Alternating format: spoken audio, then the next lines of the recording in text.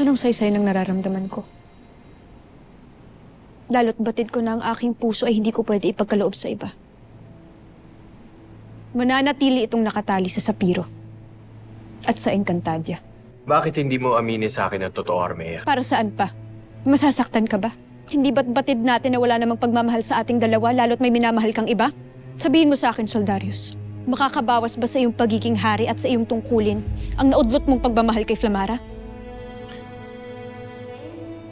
Ayoko lamang bigyan sila ng pagkakataong mawasak at masira ka, Armea. Uulitin ko, Soldarius. Batid ko ang aking tungkulin. At ang bigat ng sagisag ng pagiging reyna, kaya hindi ko to kailanman ipagpapalit para sa kahit sino.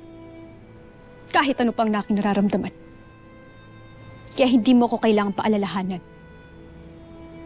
Dahil tanggap ko na isinumpa tayo sa isang pagsasamang panghabang buhay na wala namang pagmamahal. Tulad ng aking mga magulang.